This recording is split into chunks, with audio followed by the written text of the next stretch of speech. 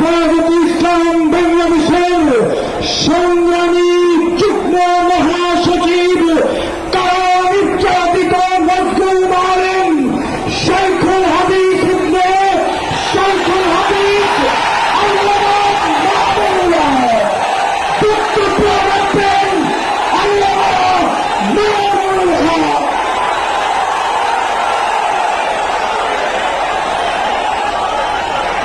السلام عليكم ورحمة الله. الحمد لله رب العالمين والصلاة والسلام على سيد الأنبياء والمرسلين وعلى آله وأصحابه ومن تبعهم أجمعين. أعوذ بالله من الشيطان الرجيم. بسم الله الرحمن الرحيم. ولهن مثل الذي عليهن بالمعروف. صدق الله العظيم. আজ 2025 সালের 3রা মে বাংলাদেশের রাজধানী ঢাকার ঐতিহাসিক সোহরাওয়ার্দী উদ্যানে আয়োজিত হেফাজতে ইসলাম বাংলাদেশ আহত এই মহাসমাবেশকে লক্ষ্য করে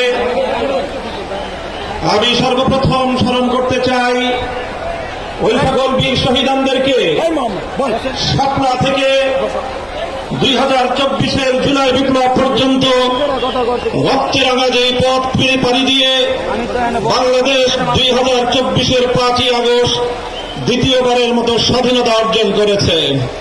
সেই স্বাধীন বাংলার মাটিতে দাঁড়িয়ে আমরা শপথে বাণী উচ্চারণ করতে চাই, রক্ত দিয়ে স্বাধীনতা এনেছি, প্রয়োজনে রক্ত দিয়ে সেই স্বাধীনতা আমরা রক্ষা করব ইনশাআল্লাহ।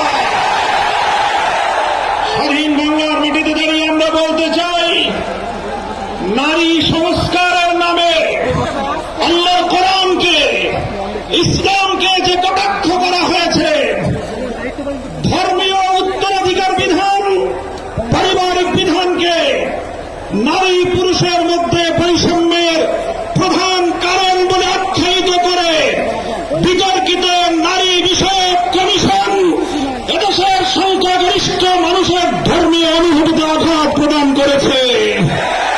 ধর্মীয় অনুভূতিতে আঘাত প্রদান করবার অপরাধে তাদের বিরুদ্ধে আমরা রাষ্ট্রের শাস্তিমূলক ব্যবস্থা দেখতে চাই। হেফাজতে ইসলাম বাংলাদেশ বলতে চায়, এই তথাকথিত পশ্চিমা ধ্যান ধারা বিশ্বাসী বিতর্কিত নারীবাদীদের আদর্শ এবং দর্শন নয়, বরং হেফাজতে ইসলাম বাংলাদেশ ইসলাম প্রদত্ত আল্লাহর ঘোষিত নারীর ন্যায্য অধিকারে বিশ্বাসী। ইনশাআল্লাহ হেফাজতের সংগ্রামী মহাসচিব কর্মসূচি ঘোষণা করবেন।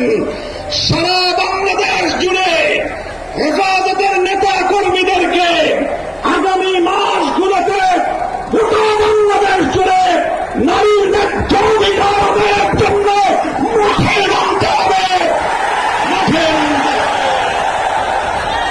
আমরা পরিষ্কার ভাষায় বলি, বাংলাদেশের স্বাধীনতার 53 বছরের মাথায় এসে সংবিধান সহ রাষ্ট্রের ব্যাপক সংস্কার কার্যক্রম শুরু হয়েছে।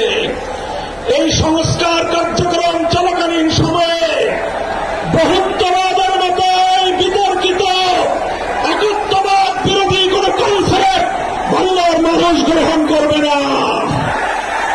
আমরা সংবিধানে আল্লাহর উপর আমাদের আস্থা এবং বিশ্বাসকে পুনর্বহালের দাবি করেছি। এই দাবি বাস্তবায়নের জন্য আগামী দিনে হেফাজতে ইসলাম বাংলাদেশ কঠোর করে সিদ্ধান্ত নিতে হবে। হেফাজত সেই সিদ্ধান্ত নেবে ইনশাআল্লাহ।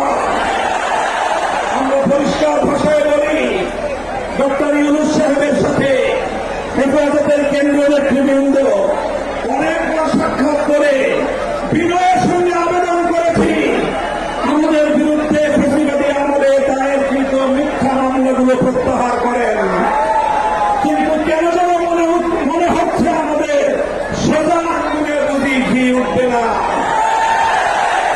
প্রফেসর ডক্টর ইউনূস সাহেব, আপনি সে কথা ভুলে গিয়েছেন? এই সেদিনও আদালতের পাড়ায় আপনি আমাদের সঙ্গে পাড়ায় পাড়ায় ঘুরতেন, আদালতের অলিতে গলিতে ঘুরতেন।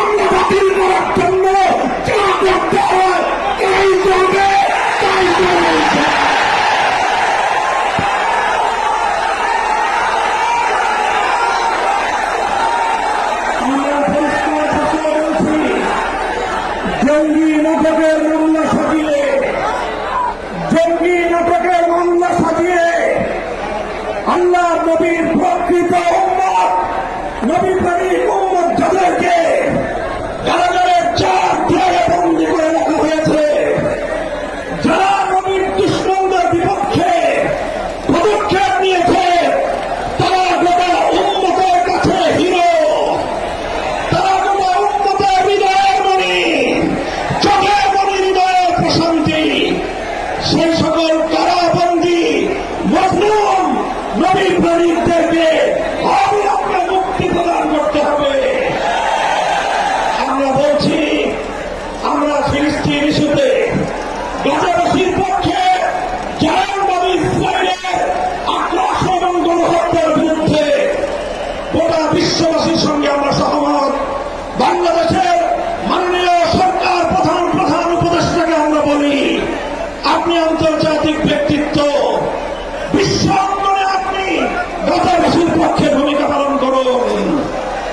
সারা দুনিয়ার মানুষ গাজাবাসীর পক্ষে দাঁড়িয়েছে, সুদূরের সবুজ বাংলার চত্বর থেকে আমরা সংহতি জানিয়েছি, কিন্তু আমাদের একটি আরো বড় দায়িত্ব এবং কর্তব্য দাঁড়িয়েছে আজ আমাদের প্রতিবেশী রাষ্ট্র ভারতের মুসলমানদের পক্ষে আওয়াজ উচ্চারণ করা, তাদের পাশে দাঁড়ানো। মুসলমানদের নিপীড়িত জনপদ, রক্তস্নাত ভূস্বর্ণ কাশ্মীরকে আজ বিপ্লবের ভাষায় একটি নরকে পরিণত করেছে। বিতর্কিত আইন সংশোধনী বিল 2025 পাস করে শত শত বছর ধরে মুসলমানদের ব্যক্তিগত এবং তাদের যে প্রপার্টিগুলো আল্লাহর জন্য ওয়াকফ করা হয়েছে, মুসলিম মাদ্রাসা প্রতিষ্ঠান সহ ধর্মীয় কাজের জন্য সেই ওয়াকফ সম্পত্তিতে সেই ভারতের হিন্দুত্ববাদী সরকার মত বসাতে চায়, আঙুল বসাতে চায়, সে আঙুল আমরা ভেঙে গুড়িয়ে দেবো ইনশাআল্লাহ।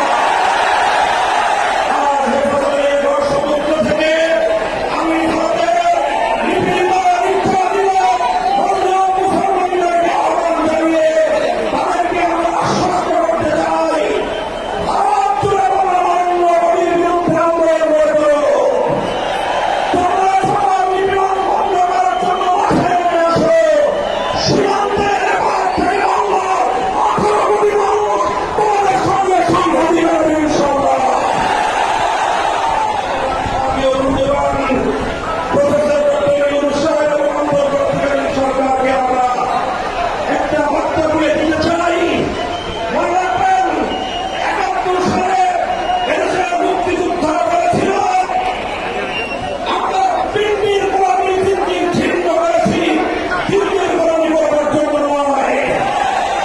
আজ 2024 জুলাইয়ের স্বাধীনতা সংগ্রামের পর বলতে চাই, আমরা দিল্লির দখল শৃঙ্খলা থেকে মুক্ত হয়েছি, নিউ ইয়র্কের গোলামি করবার জন্য নয়। যদি বাংলাদেশকে ওয়াশিংটনের দাস পরিণত করবার কোন পায়তারা করা হয়, আর যদি হিউম্যানিটারিয়ান করিডোরের নামে আমার বাংলাদেশের বুকের উপর দিয়ে যদি বাংলাদেশের সার্বভৌমত্ব স্বাধীনতা হরণ করবার জন্য আমার স্বাধীন জনপদের 1 ইঞ্চি মাটি কেড়ে নেওয়ার জন্য যদি এই অপতৎপরতা চালানো হয়, জনগণী অপতৎপরতা যদি বন্ধ না করা হয়, তাহলে আমি সারা দেশের দেশপ্রেমিক জনতাকে উদাত্ত আহ্বান জানাবো, যুদ্ধের প্রস্তুতি নাও, দেশের যুদ্ধে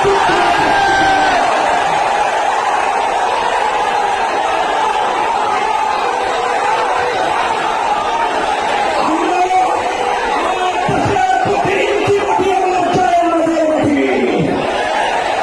আমার বলছি, আমার স্বাধীন বাংলা প্রতি ইঞ্চি মাটি আমার পবিত্র জায়গা মাটি। দিল্লি বা ওয়াশিংটন, পিকিং বা মস্কো যারা এই মাটির দিকে চোখ তুলে তাকাবে, আমরা তাদের বিরুদ্ধে বারুদ হয়ে মাঠে নামবো ইনশাআল্লাহ। সাথী ও বন্ধুগণ, ফ্যাসিবাদী আওয়ামী লীগকে সন্ত্রাসী সংগঠন হিসেবে ঘোষণা করবার যে দাবি জানানো হয়েছে, মনে করবেন না এরা আমাদের দুর্বল দাবি। আমরা 2013 সালে ফ্যাসিবাদী আওয়ামী লীগের বুলেটের আঘাতে রক্তাক্ত হয়েছি।